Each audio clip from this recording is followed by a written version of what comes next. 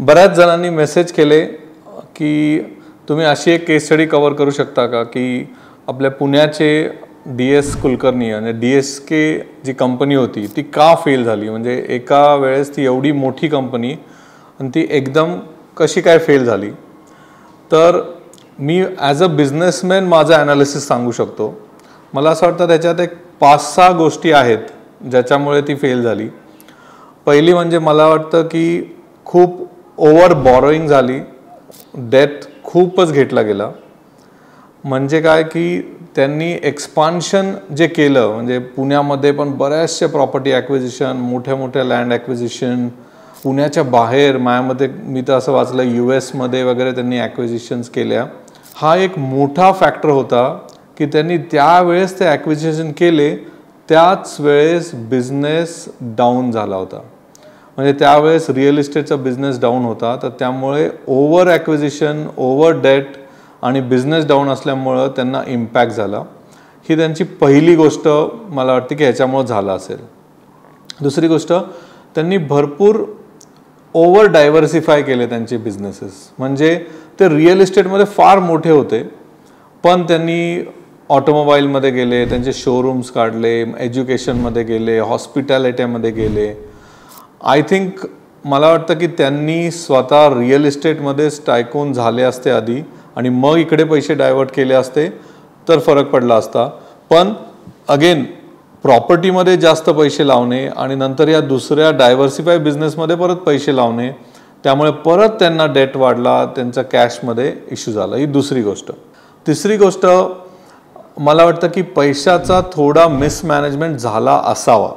आता ह्याचं माझ्याकडे काही प्रूफ नाही, काही नाही, पण पैशाचं मिसमॅनेजमेंट झालं असेल आणि त्याच्यामुळेच आणि ओव्हर डेट, ओव्हर खर्च, त्याच्यामुळे आणि पैशाच्या मिसमॅनेजमेंटमुळे हे नक्की ते या परिस्थितीत आले असतील.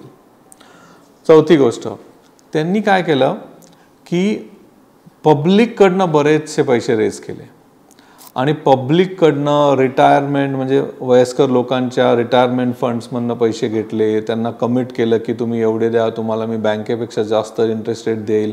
त्यांनी इनिशियली दिले, पण मला पर्सनली ॲज अ बिझनेसमॅन वाटत नाही की त्यांनी मुद्दामून हे सगळं काय केलं. राईट, त्यांनी जेव्हा पैसे घेतले असतील तेव्हा पैसे देण्यासाठीच घेतले असतील, पण ह्या सगळ्या डेटमध्ये, या मिसमॅनेजमेंटमध्ये, या बऱ्याच प्रॉपर्टी ॲक्विजिशन, डायव्हर्सिफिकेशनमध्ये त्यांना वेळेवर लोकांचे रिटर्न करता नाही आले, वेळेवर लोकांना फ्लॅट नाही देता आले. त्याच्यामुळे ते त्या मायाजाळामध्ये एकामेकामध्ये अडकत गेले.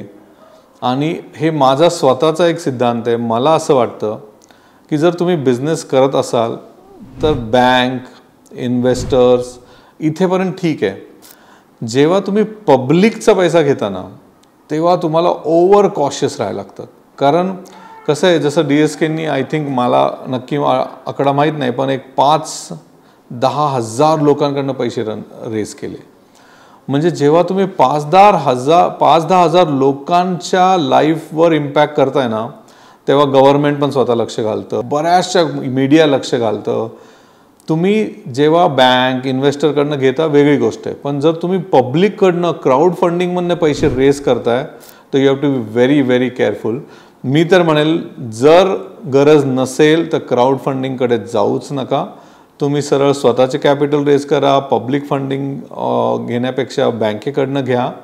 तर मला वाटतं ही चौथी गोष्ट त्यांच्याकडनं जी चुकली असेल ती म्हणजे पब्लिकचा फंड घेतला आणि त्यांना वेळेवर नाही दिलं.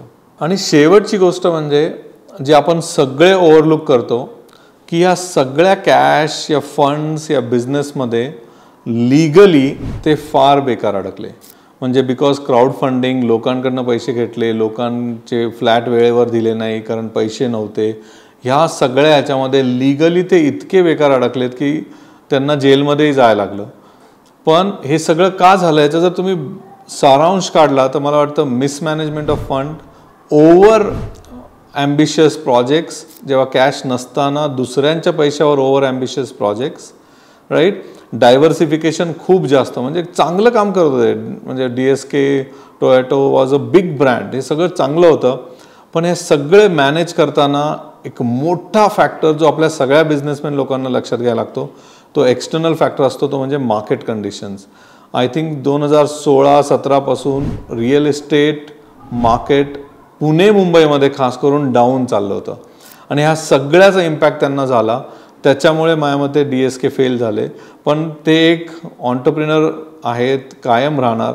जेव्हा सुटतील, जेव्हा ह्याच्यातनं बाहेर पडतील, नक्कीच ते परत उभारून येतील आणि नवीन काय ते करतील.